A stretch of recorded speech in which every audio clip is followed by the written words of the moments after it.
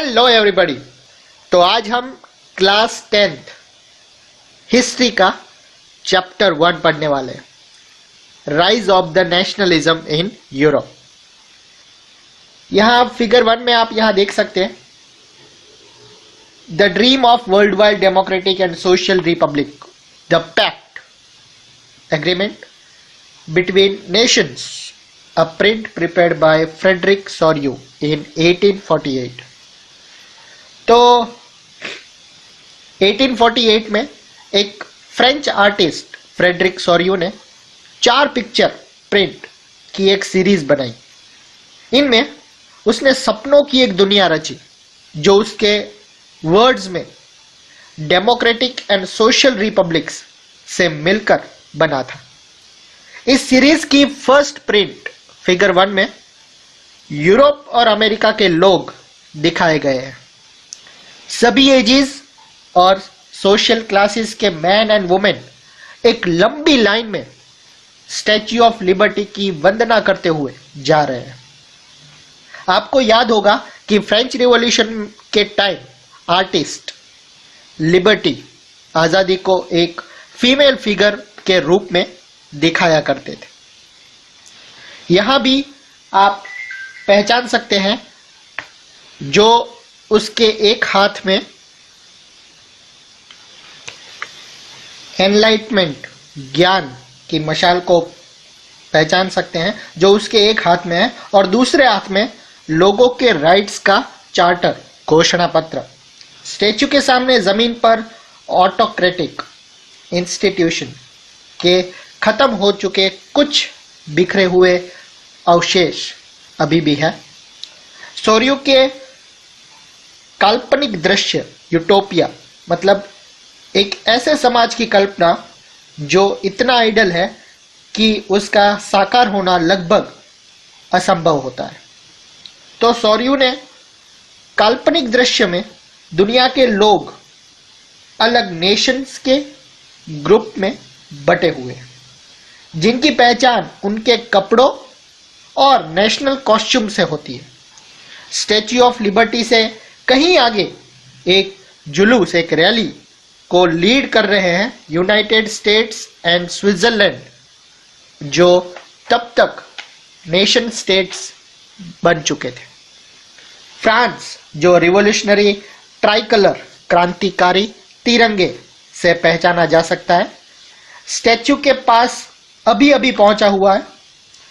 उसके पीछे जर्मनी के लोग हैं जो ब्लैक, रेड और गोल्ड फ्लैग थामे हुए हैं। इंटरेस्टिंगली, जिस टाइम सोरियो ने ये इमेज क्रिएट की, जर्मन लोग तब तक यूनाइटेड नेशन का हिस्सा नहीं बने थे। वो लोग फ्लैग पकड़े हुए हैं। वो 1848 की एक्सप्रेशन ऑफ लिबरल होप्स हैं, जिनमें कई जर्मन भाषी प्रिंसिपलिटीज को एक डेमोक्रेटिक कॉन्स्टिट्यूशन के अंडर एक नेशन स्टेट करने की इच्छा थी। जर्मन लोगों के बाद ऑस्ट्रिया, 2 सिसिलियों की राजाशाही kingdom, Lombardy, Poland, England, Ireland, Hungary और रशिया के लोग हैं। ऊपर स्वर्ग से क्राइस्ट, सेंट्स एंड एंजल्स इस सीन पर अपनी नजरें जमाए हुए हैं। आर्टिस्ट ने उनका यूज दुनिया के नेशंस के बीच फ्रेटर्निटी सिंबल, भाईचारे के सिंबल के रूप में किया है। यहां पर न्यू वर्ड्स दिए हैं, एब्सोल्यूटिस्ट एंड यूटोपियन। एब्सोल्यूटिस्ट यानी निरंकुशवाद, ऐसी गवर्नमेंट या सिस्टम जिसके रूल पर किसी प्रकार का कोई कंट्रोल, अंकुश नहीं होता। हिस्ट्री में ऐसी राजाशाही सरकारों को निरंकुश सरकार कहा जाता था, जो सेंट्रलाइज्ड, मिलिटराइज्ड और रिप्रेसिव, दमनकारी सरकारें होती थी। नेक्स्ट है यूटोपियन, यानी कि कल्पना दृश्य, जो मैंने अभी बताया, हमने इस पिक्चर के बारे में बात की तब। तो इस चैप्टर में ऐसे कई इश्यूज उठाए जाएंगे जिनका विजुअलाइजेशन सॉरियो ने फिगर 1 में किया था। 19वीं सेंचुरी के दौरान नेशनलिज्म एक ऐसी ताकत बनकर उभरी जिसने यूरोप के पॉलिटिकल और मेंटल वर्ल्ड में कई सारे चेंजेस ला दिए। इन चेंजेस से यूरोप के मल्टीनेशनल डायनेस्टिक एम्पायर्स के बदले नेशन स्टेट का उदय हुआ। यूरोप में लंबे टाइम से एक ऐसे मॉडर्न स्टेट की कॉन्सेप्ट और प्रैक्टिसेस हो रहे थे जिसमें क्लियरली डिफाइंड टेरिटरी पर सेवरियन कंट्रोल एक सेंट्रलाइज पावर की थी। लेकिन नेशन स्टेट में न केवल उसके रूल्स बल्कि उसके ज्यादातर कॉमन पीपल में कॉमन आइडेंटिटी और शेयर हिस्ट्रीज या विरासत की फीलिंग्स सेंस थी। कॉमननेस की ये भावना ज्यादातर कई सालों से चली नहीं आ रही थी। ये स्ट्रगल्स और लीडर्स और कॉमन पीपल की एक्शन से आई थी। ये चैप्टर उन डिफरेंट प्रोसेसेस पर ध्यान डालेगा जिनसे 19वीं सेंचुरी के यूरोप में नेशन स्टेट एंड नेशनलिज्म अस्तित्व में आए। सोर्स ए में आप यहां देख सकते हैं, Ernest Renan, what is nation. French philosopher Ernest Renan ने 1882 में सॉर्बन यूनिवर्सिटी में दिए गए एक लेक्चर में नेशन क्या है, व्हाट इज नेशन, ये डिलीवर्ड किया। बाद में ये लेक्चर फेमस ऐसे के रूप में पब्लिश हुआ जिसका टाइटल था क्यूएस्ट सी क्यू योर नेशन। इन सिंपल, नेशन क्या है, व्हाट इज नेशन। इस ऐसे में रेनन दूसरे लोगों के द्वारा सजेस्टेड इस विचारों को क्रिटिसाइज करता है कि nation common language, races, religion और टेरिटरी से बनता है। क्या कहा उसने? A nation is the culmination of a long past of endeavour, sacrifice and devotion. यानी एक नेशन लंबे प्रयासों, त्याग और निष्ठा का चरम बिंदु होता है। हीरोइक पास्ट और ग्लोरी ये वो सोशल कैपिटल है जिस पर एक नेशनल आइडिया डिपेंड किया जाता है। पास्ट में समान गौरव, ग्लोरी का होना, प्रेजेंट में कॉमन विल, समान इच्छा का होना, संकल्प का होना, साथ मिलकर महान काम करना और आगे ऐसे काम और करने की इच्छा, ये पीपल ग्रुप होने की सब जरूरी शर्तें हैं। इसलिए नेशन एक बड़ी और लार्ज स्केल सॉलिडरिटी है। उसका अस्तित्व रोज होने वाला जनमत संग्रह है। प्रांत के उसके निवासी है। अगर सलाह के लिए जाने का किसी का अधिकार है तो वो वहां के लोकल पीपल है। किसी देश का खत्म करना या किसी देश पर उसकी इच्छा के विरुद्ध कब्जा जमाए रखना एक नेशन की वास्तव में कोई इंटरेस्ट होता ही नहीं है। नेशंस का अस्तित्व में एक अच्छी बात यह है, बल्कि ये जरूरी भी है, उनका होना लिबर्टी की गारंटी है। और अगर दुनिया में सिर्फ एक लॉ और उसका सिर्फ एक मास्टर होता तो लिबर्टी खो जाएगी।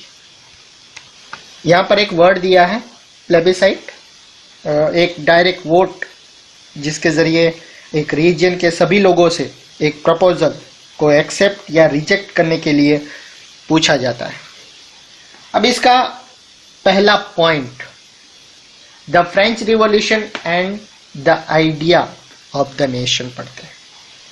नेशनलिज्म का फर्स्ट क्लियर एक्सप्रेशन 1789 में फ्रेंच रिवॉल्यूशन के साथ आया था। जैसा कि आपको याद होगा 1789 में फ्रांस एक ऐसा राज्य था जिसके फुल फ्लेज टेरिटोरियल स्टेट पर एक एब्सोल्यूट निरंकुश राजा का रूल था।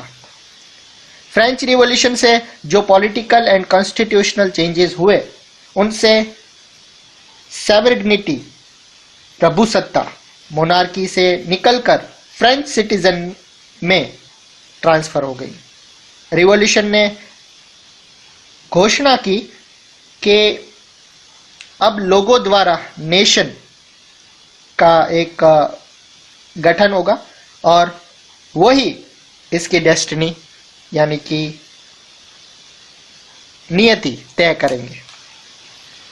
बिगिनिंग से ही फ्रेंच रिवॉल्यूशनरीज ने ऐसे कई सारे स्टेप्स उठाए जिनसे फ्रेंच पीपल में एक कलेक्टिव आइडेंटिटी की भावना पैदा हो गई।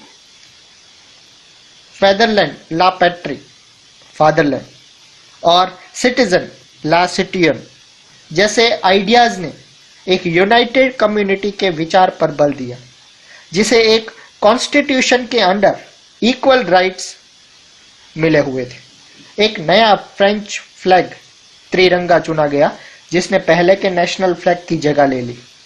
एस्टेट जनरल का election body of active citizens द्वारा किया जाने लगा और उसका नाम बदलकर नेशनल असेंबली कर दिया गया। न्यू हिम्स कंपोज की गई, शपथें ले गई, शहीदों का गुणगान गाया गया और यह सब नेशन के नाम पर हुआ। एक सेंट्रलाइज एडमिनिस्ट्रेटिव सिस्टम लागू की गई जिसने अपनी टेरिटरी में रहने वाले सभी सिटीजन्स के लिए समान इक्वल लॉज बनाए।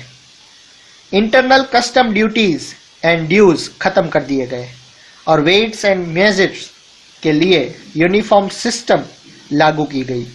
रीजनल डायलेक्ट्स का डिस्करेज किया गया और पेरिस में फ्रेंच जैसी लैंग्वेज बोली और लिखी जाती थी वो नेशन की कॉमन लैंग्वेज बन गई थी। रिवॉल्यूशनरीज ने यह भी डिक्लेयर किया कि फ्रेंच नेशन ये मिशन और डेस्टिनी था कि वो यूरोप के लोगों को निरंकुश रूलर्स एब्सोल्यूट रूलर्स से मुक्त कराए।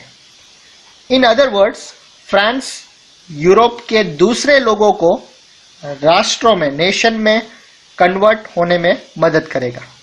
जब फ्रांस की इवेंट्स की खबर यूरोप के दूसरे शहरों में पहुंची तो स्टूडेंट्स और एजुकेटेड मिडिल क्लासेस के कई सारे दूसरे मेंबर्स जैकोबिन क्लब्स की स्थापना करने लगे। जैकोबिन क्लबों की उनकी एक्टिविटीज एंड कैंपेन्स ने उन फ्रेंच आर्मीज के लिए रास्ता तैयार किया जो 1790 में हॉलैंड, बेल्जियम, स्विट्जरलैंड और इटली के बड़े इलाके में घुसी। रिवॉल्यूशनरीज वॉर्स के शुरू होने के साथ ही फ्रेंच आर्मीज नेशनलिज्म के आइडिया को विदेशों में भी ले जाने लगी। फिगर 2 में आप देख सकते हैं एक जर्मन एल्मेनिक या पंचांग, तिथि पत्र जो भी आप कहें, का कवर जिसे जर्नलिस्ट रेबमन ने 1798 में डिजाइन किया था। फ्रेंच बेस्टिल में रिवॉल्यूशनरी क्राउड के एंट्री के इमेज को उससे मिलते जुलते किले की बगल में बनाया गया है। ये किला जर्मन प्रोविंस कैसल में निरंकुश शासन एब्सोल्यूट रूलर्स के गढ़ के रूप में दिखाया गया है। इस इमेज के साथ एक स्लोगन दिया गया, लोगों को अपनी आज़ादी मुट्ठी में कर लेनी चाहिए। रेबमन एक जर्नलिस्ट था जो मेंज नाम के शहर में रहता था। वो जर्मन जैकोबिन ग्रुप्स का मेंबर भी था। नेपोलियन के कंट्रोल में जो विशाल टेरिटरी आया वहां उसने ऐसे कई सारे चेंजेस की शुरुआत की जिन्हें फ्रांस में पहले ही शुरू किया जा चुका था। फ्रांस में मोनार्की वापस लाकर नेपोलियन ने डेमोक्रेसी को डिस्ट्रॉय कर दिया, मगर एडमिनिस्ट्रेटिव फील्ड में रिवॉल्यूशनरी प्रिंसिपल का समावेश किया गया ताकि पूरी सिस्टम रेशनल एंड एफिशिएंट बन सके। 1804 की सिविल कोड पर आधारित विशेष अधिकार खत्म कर दिए गए थे। उसने इक्वालिटी और राइट टू प्रॉपर्टी के अधिकार को सिक्योर कर दिया। इस कोड को फ्रेंच कंट्रोल के अंडर रीजन्स में भी लागू किया गया। डच रिपब्लिक, स्विट्जरलैंड, इटली और जर्मनी में नेपोलियन की एडमिनिस्ट्रेटिव डिवीजन को सिंप्लीफाइड किया गया। फ्यूडल सिस्टम को खत्म कर दिया गया और पीजेंट्स को एक अलग तरह का कंट्रोल से आजाद कर दिया गया। ट्रांसपोर्ट एंड कम्युनिकेशन सिस्टम को सुधारा गया। Peasants, artisans, workers and new businessman ने नई नई मिली आज़ादी को चखी। बिजनेसमैन और ख़ास तौर पर स्मॉल स्केल प्रोड्यूसर्स को ये समझने लगे कि uniform laws, standardize weight and measures and common national currency से एक रीजन से दूसरे रीजन में गुड एंड कैपिटल के ले जाने से अच्छा रहेगा। ये हो गया, ये जो नेपोलियन कोड आ गए उससे फायदा हुआ उनको। लेकिन जीते हुए एरिया में लोकल पॉपुलेशन की फ्रेंच रूल के प्रति मिक्स्ड रिएक्शन थे।